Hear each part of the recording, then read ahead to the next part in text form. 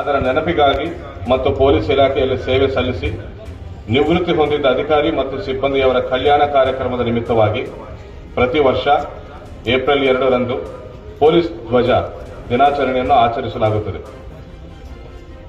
Police ಇಲಾಖೆ ಬೀದರ್ ವತಿಯಿಂದ ಆಯೋಜಿಸಲಾದ ಪೊಲೀಸ್ ಧ್ವಜ ದಿನಾಚರಣೆಯ ಕಾರ್ಯಕ್ರಮದ ಮುಖ್ಯ ಅತಿಥಿ ಸ್ಥಾನ ಅಲಂಕರಿಸಿರುವ ಶ್ರೀ ಅಮರಪ್ಪ ಎಸ್ ಶಿವಬಲ್ ರವರಿಗೆ ಜಿಲ್ಲಾ ಪೊಲೀಸ್ ಘಟಕದ ಪರವಾಗಿ ಹಾರ್ದಿಕ ಸ್ವಾಗತವನ್ನು ಕೋರುತ್ತೇನೆ.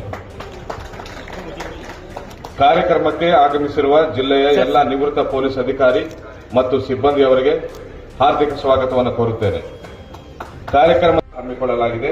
ಅದರಲ್ಲಿ police guest house, tennis court ಸೌಲಭ್ಯ, free medical health checkup centre ಹಾಗೂ ನೂತನ ಹೆಲ್ತ್ ಕಾರ್ಡ್ಗಳ ವಿತರಣೆ, police gym, police library, digital library ವ್ಯವಸ್ಥೆ ಮಾಡಲಾಗಿದೆ. ಮೆಡಿಕಲ್ ಮತ್ತು ಶಿಕ್ಷಣ ಸಹಾಯಕ್ಕಾಗಿ ಸಹಾಯಧನ ಹಂಚಿಕೆ, ಎಸ್ಎಸ್ಎಲ್ಸಿ ಪಿಯುಸಿ ಪರೀಕ್ಷೆಗಳಲ್ಲಿ ಹೆಚ್ಚಿನ ಅಂಕ ಗಳಿಸಿದ ಪೊಲೀಸ್ ಮಕ್ಕಳಿಗೆ ಗೌರವಧನ, ಪೊಲೀಸ್ ಕುಟುಂಬದವರಿಗೆ ಅನುಕೂಲಕ್ಕಾಗಿ ಶುದ್ಧ ಕುಡಿಯುವ ನೀರು ಆರ್ಒ ಪ್ಲಾಂಟ್ಗಳ ನಡೆಸಲಾಗುತ್ತದೆ.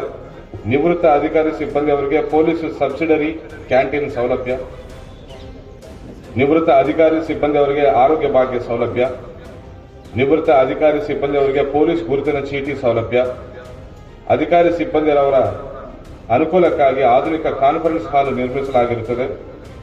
ನಿವೃತ್ತ ಅಧಿಕಾರಿ ಸಿಬ್ಬಂದಿಯವರಿಗೆ ನೂತನ ಕಚೇರಿ ವ್ಯವಸ್ಥೆ ಮಾಡಲಾಗಿದೆ.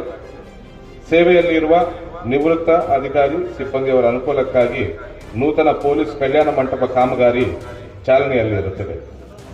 ನಿವೃತ್ತ ಪೊಲೀಸ್ ಅಧಿಕಾರಿ ಮತ್ತು ಸಿಬ್ಬಂದಿಯವರ ಕ್ಷೇಮಕ್ಕಾಗಿ ಇಲಾಖೆ ವತಿಯಿಂದ ಈ ಮೇಲ್ಕಂಡ ಸಹಕಾರಗಳನ್ನು ಸೇವೆಯಲ್ಲಿರುವ ಮತ್ತು ನಿವೃತ್ತ ಅಧಿಕಾರಿಗಳಿಗೆ ನಾವು ಒದಗಿಸುತ್ತಿದ್ದೇವೆ.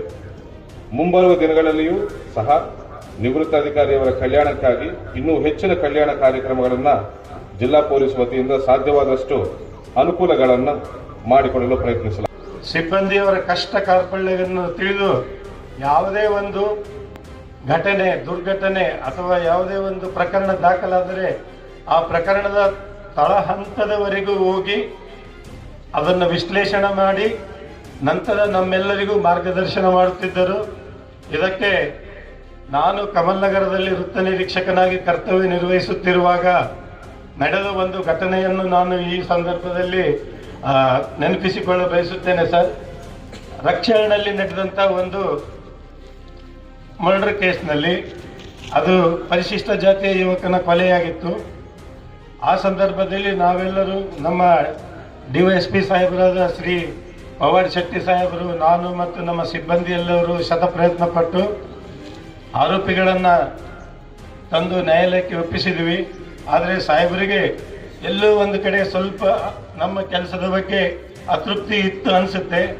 ಸಾಹೇಬರು ಖುದ್ದಾಗಿ ಒಬ್ಬ ಪೊಲೀಸ್ ವರಿಷ್ಠಾಧಿಕಾರಿಗಳಾಗಿ ರಕ್ಷಾ ಗ್ರಾಮದಲ್ಲಿ ಅಲ್ಲಿಯ ವಸ್ತುಸ್ಥಿತಿಯನ್ನು, ನಿಜ ವಾಸ್ತವಾಂಶವನ್ನು ಕಂಡುಹಿಡಿಯುವ ನಿಮಿತ್ತ ರಕ್ಷಾ ಗ್ರಾಮದಲ್ಲಿ ಕನಿಷ್ಠ 4 ಗಂಟೆಗಳ ಕಾಲ ಸಿವಿಲ್ ಡ್ರೆಸ್ನಲ್ಲಿ, ಅಂದರೆ ಯೂನಿಫಾರ್ಮ್ನಲ್ಲಿ ಹೋಗದೆ ಸಿವಿಲ್ ಡ್ರೆಸ್ನಲ್ಲಿ ಒಬ್ಬ ಸಾಮಾನ್ಯ ನಾಗರಿಕನಂತೆ ಹೋಗಿ ಅಲ್ಲಿ ಮಾಹಿತಿಯನ್ನು ಕಲೆ ಹಾಕಿ ನಂತರ ನನ್ನ ಹತ್ರ ಬಂದು ಇದರಂಗಾಗಿದೆ, ಇದನ್ನೆಲ್ಲ ನೀವು ಸರಿಪಡಿಸ್ರಿ ಅಂತಂದು ಹೇಳಿ ಸಾಹೇಬರು ತಳಮಟ್ಟದಿಂದ ಬಂದು ನಮಗೆಲ್ಲ ಮಾರ್ಗದರ್ಶನ ನೀಡುತ್ತಿದ್ದರು.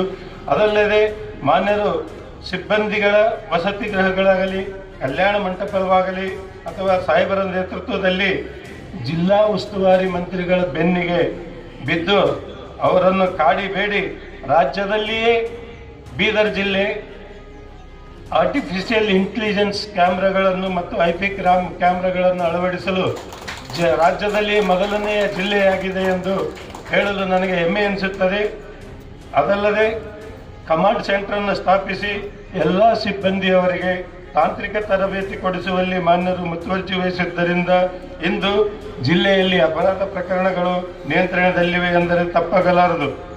ಮಾನ್ಯರು ಕುಶಾಗ್ರಮತಿಯಾಗಿದ್ದು ಜಿಲ್ಲೆಯ ಅಧಿಕಾರಿಗಳೊಂದಿಗೆ ಸಮನ್ವಯತೆ, ಸಹಕಾರ, ಸಹನೆ ಮತ್ತು ಕರುಣೆಯಿಂದ ವರ್ತಿಸಿ ಸಮಸ್ಯೆ ಆಲಿಸಿ ಅದಕ್ಕೆ ಪರಿಹಾರ ಒದಗಿಸಿ ಸಿಬ್ಬಂದಿಯವರ ಬಗ್ಗೆ ಕರುಣೆ ಮತ್ತು ಕರುಣಾಮಯಿಯಾಗಿದ್ದ ಸಾಹೇಬರು ಕರ್ತವ್ಯ ನಿರ್ವಹಿಸಕಾರ ಸಾಹೇಬರೊಂದಿಗೆ ಬೀದರ್ ಜಿಲ್ಲಾ ಪೊಲೀಸ್ ವತಿಯಿಂದ ಹೃತ್ಪೂರ್ವಕ ವಂದನೆಗಳನ್ನು ಸಲ್ಲಿಸುತ್ತೇವೆ.